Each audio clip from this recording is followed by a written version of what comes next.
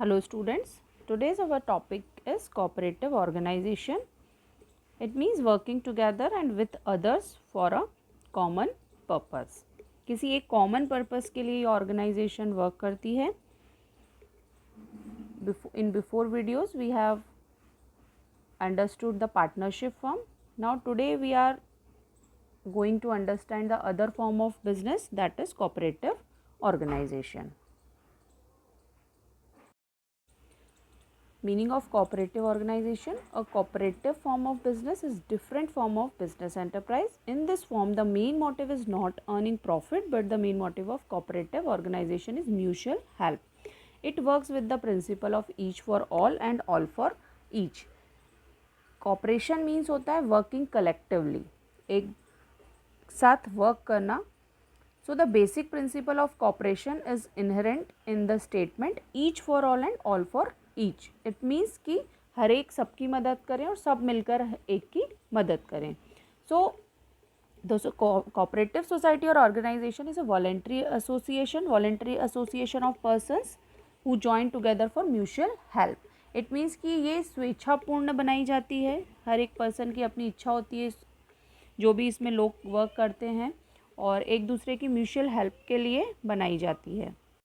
इसमें minimum 10 persons required हैं. अगर कोऑपरेटिव सोसाइटी फॉर्म करनी है तो कम से कम 10 लोगों का होना ज़रूरी है, और जो रजिस्ट्रेशन है वो भी कंपलसरी है. And the capital of cooperative organisation is contributed by the members only in the form of share capital. उनका क्या शेयर कैपिटल है उसके अकॉर्डिंग हर एक मेंबर इसमें अपनी कैपिटल कंट्रीब्यूट करता है. The cooperative organisation can raise loan also from the banks, और अगर चाहे कोऑपरेटिव सोसाइटी तो बैंक से लोन भी ले सकती हैं. So the registration take place under the cooperative societies act 1912 और under the state cooperative societies act. इसमें कुछ स्टेट्स जो हैं वो अपने अकॉर्डिंग भी उन स्टेट्स के अकॉर्डिंग भी इनकी कोऑपरेटिव सोसाइटी फॉर्म होती है. जैसे एक्ट्स हैं, बंगाल का अपना एक्ट है, Bihar, Orissa, Maharashtra, Chennai. So they have their own societies act. So the cooperative organization means a voluntary organization which is established by some persons on the basis of cooperation, equality to safeguard their common economic interest. इसलिए बनाई जाती है, लोग इसलिए बनाते हैं ताकि वो अपने common interest को सेव कर सकते. For example, the purpose of establishment of consumer cooperative society एक टाइप है consumer cooperative society, और ये जो टाइप है cooperative society का वो क्या करता है, it is to purchase goods in large quantities directly from the wholesale traders or the producers and sell it to their members on cheap rate. ये ग्रुप क्या करता है, जो कंज्यूमर कोऑपरेटिव है, ये गुड्स परचेज करते हैं, चाहे तो वो होलसेल या प्रोडक्शन जहाँ हो रहा है वहाँ से डायरेक्ट परचेज करके, और उन्हीं जो सोसाइटी के लोग हैं जो उस सोसाइटी के ग्रुप में हैं उनको चीप रेट पे सेल करता है ताकि इसका बेनिफिट उन्हें मिल सके. जो मिडल मैन है वो कहीं ना कहीं इसमें इंक्लूड नहीं होते हैं, like retailers. So in this way these society save the economically weaker sections of society from the exploitations of traders and brokers और एजेंट्स. तो इस तरह से जो मिडल मैन है उनसे वो जो इंटरेस्ट लेते हैं वो उनको ना देकर चीप रेट पर जो लोग हैं, जो वीकर सेक्शंस ऑफ सोसाइटी हैं, जो लोग वीक हैं, उनको प्रोवाइड कराते हैं ताकि वो उनका इंटरेस्ट सेव कर सकें. Now the definition by different authors. The Indian Cooperative Societies Act 1932, what it said: cooperative organization is a society which has its objectives for the promotion of economic interest of its members in accordance with the cooperative principles. Next is cooperative is a form of organization wherein persons voluntarily associate together as human beings on the basis of equality of the promotion of the economic interest of themselves. It means कि सबका अपना economic interest save करने के लिए और goods या कोई भी सर्विस चीप रेट पर उन्हें प्रोवाइड हो पाए और वो अपना इंटरेस्ट सेव कर पाएँ, स्पेशली जो वीकर सेक्शंस ऑफ सोसाइटी हैं. Now some features of cooperative societies are there. Voluntary association, it means स्वैच्छिक अपनी इच्छा से जो एसोसिएशन क्रिएट की जाए. इसमें जो लोग होते हैं वो अपनी इच्छा से आते हैं और ग्रुप बनाते हैं.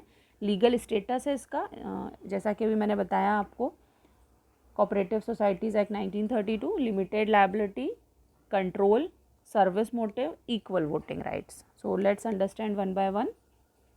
First is voluntary association. The cooperative society is a voluntary association of persons. अभी मैंने बताया सब अपनी इच्छा से इसमें एसोसिएट होते हैं, जो लोग रहते हैं, मेंबर्स रहते हैं. Any person can join the cooperative society if he she has common interest. अगर उसका जो सोसाइटी का जो कॉमन इंटरेस्ट है, अगर किसी और पर्सन का भी वही इंटरेस्ट है, तो वो इसमें अपनी इच्छा से कोऑपरेटिव सोसाइटी को कोई भी पर्सन ज्वाइन कर सकता है. For example, any farmer can join the agricultural society. अब जैसे एग्रीकल्चरल सोसाइटी, तो कोई भी फार्मर उस सोसाइटी को ज्वाइन कर सकता है. और any consumer can join the consumer society. और कोई भी कंज्यूमर किसी भी कंज्यूमर सोसाइटी को ज्वाइन कर सकता है. So the member can leave the society whenever they desire. So by giving a notice, there is no restriction on entry or exit of the members. They can join or leave the cooperative organization of their own will and wish. जैसा कि ये voluntary association है, इसमें सब अपनी इच्छा से आ सकते हैं और जा सकते हैं. So the membership is open to all the members irrespective of their caste, creed and religion. Equality भी है कहीं ना कहीं, यहाँ पे कोई caste, religion का foundation भी नहीं है. That's why it is a voluntary association. Now legal status, as I told you, there is Act of Cooperative Societies Act. So after registration, the cooperative organization gets a separate legal entity. इसका अपना separate legal entity होता है. ये अलग से एक organization है, which means the cooperative society is considered separate from its members. मतलब जो collectively members work कर रहे हैं उनसे अलग है ये.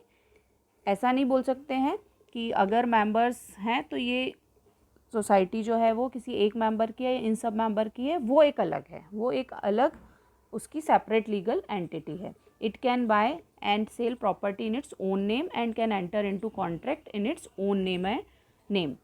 सो इसमें जो ये सोसाइटी, क्योंकि ये सेपरेट लीगल एंटिटी है, तो इसी के नेम पे प्रॉपर्टी परचेज भी की जा सकती हैं, सेल भी की जा सकती हैं, कॉन्ट्रैक्ट भी किया जा सकता है.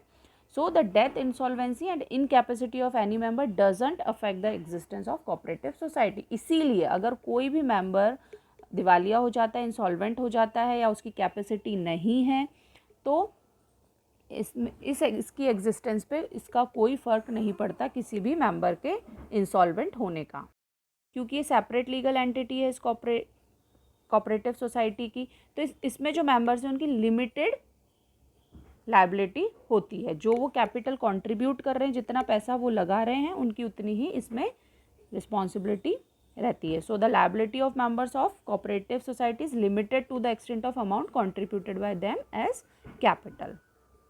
Next, control.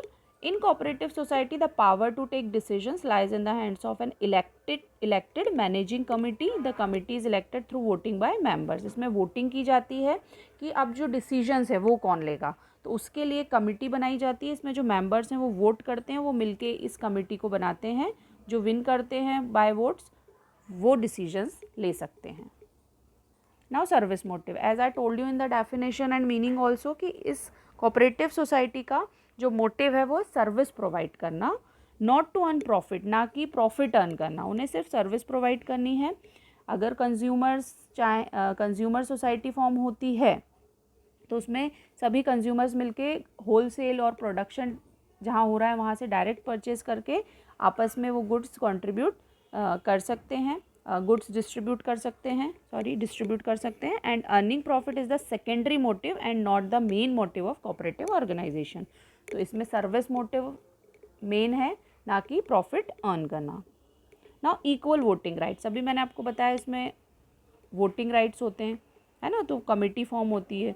So equal voting rights हैं. The cooperative societies work with democratic principle of one man vote. मतलब वन मैन वोट का प्रिंसिपल इसमें फॉलो होता है. And all the members get only one voting right irrespective of capital contributed by them. इसमें कोई भी member कितनी भी कैपिटल कंट्रीब्यूट करे, लेकिन उसको एक ही वोट देने का अधिकार है.